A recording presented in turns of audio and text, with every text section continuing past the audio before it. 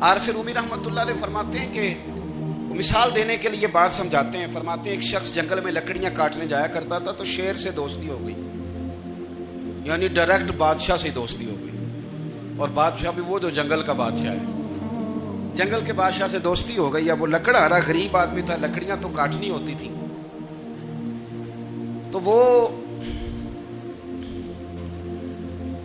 جنگل کا بادشاہ اعلان کر دیتا جانوروں کو کہ میرا دوست آیا, ایک تو کوئی تنگ نہ کرے, اور دوسرا یہ کہ سب لوگ مل کے اس کے ساتھ تعاون کریں. کبھی کوئی جانور لکڑیاں اکٹھی کراتا, کبھی کوئی اپنی پشت پہ گدھا, بیل, گھوڑا, خچر رکھ کے وہ لکڑیاں باہر چھوڑنے آتا. تو اب اس کی بڑی دھوم مچ گئی جنگل کے اندر. لکڑہارا مزدور تھا, وہ بادشاہ سے دوستی کر کے بادشاہ ہی بن گیا. وہ گھر آ کے نا بیوی کو اکثر بتاتا کہ میرا ایک دوست ہے, میں جاتا ہوں تو ساری پہلے ہی مخلوق کھڑی ہوتی ہے میرے استقبال کے لیے. دوستی جو بڑے سے ہو گئی ہے.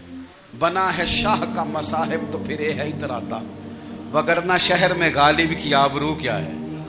ہم نے تو پوچھتا ہی کوئی نہیں, یہ تو بنا ہے شاہ کا مصاحب تو پھر یہ ہے اتراتا, وگرنہ شہر میں غالب کی آبرو کیا ہے.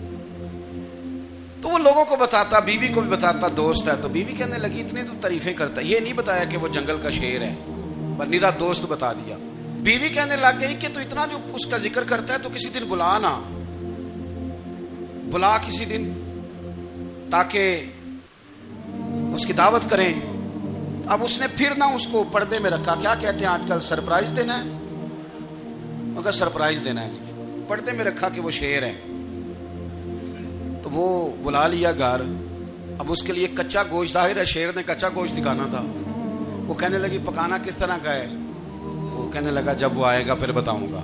اب وہ کچا گوشت 2-3 بکرے ذبح کر کے ڈال دیے. وہ آ گیا شیر. عارف رومی کہتے جب وہ آیا نا تو اس کی بیوی نے دیکھا تو اس نے ایک سخت جملہ کہہ دیا. کہنے لگی اوہو, میں سمجھی تھی پتہ نہیں کون ہے, اس طرح کے درندے تیرے یار ہیں, کتے بلے دوست بنائے ہوئے ہیں, یہ کیا بات ہوئی. خیر وہ شیر نے سن لیا, گوشت کھایا, وہ چلا گیا. اگلے دن لکڑہارا لکڑیاں کاٹنے گیا تو شیر نے ملاقات کرتے ہی لکڑہارے سے کہا کہ یہ نا کلاڑی اٹھا اور میری پشت پہ نا ایک زخم کر دے.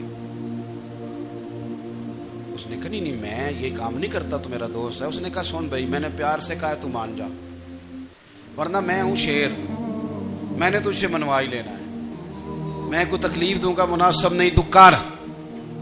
اس نے کلاڑی اٹھائی اور اس کی پشت پہ ایک زور سے زخم لگا دیا, خون بہنے لگا. اس نے کہا تو نے آج کے بعد آنا ہے, لکڑیاں کاٹنی ہے, تجھے کوئی کچھ نہیں کہے گا, بس یہ ایک حکمت تھی جو میں نے کیا ہے. قصہ مختصر. وہ آتا رہا, لکڑیاں ملتی رہیں, خدمت بھی ہوتی رہی. 6-8 ماہ گزر گئے. ایک دن شیر اس سے کہنے لگا یہ میرے ذرا بال اٹھا کے دیکھ, وہ جو تو نے زخم لگایا تھا وہ کہاں پہ ہے.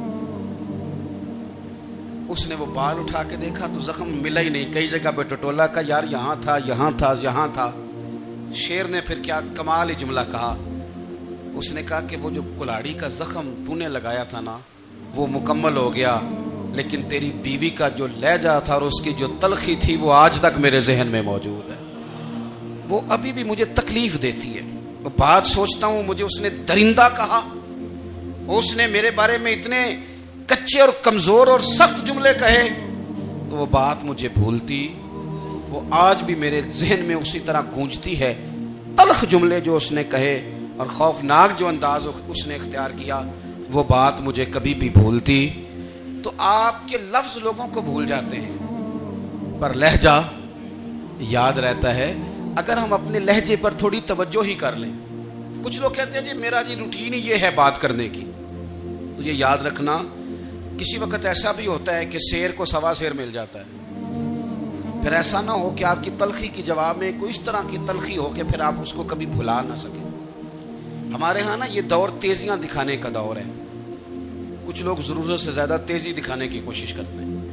ان بیچاروں کا کبھی کبھی اتنا سخت نقصان ہوتا ہے کہ ان کو ان سے بھی کئی گنا تیز بندہ مل جاتا ہے. وہ کسی ایسی جگہ جا کے بیچارے الجھ جاتے ہیں جہاں سے واپسی کا راستہ نظر نہیں آتا.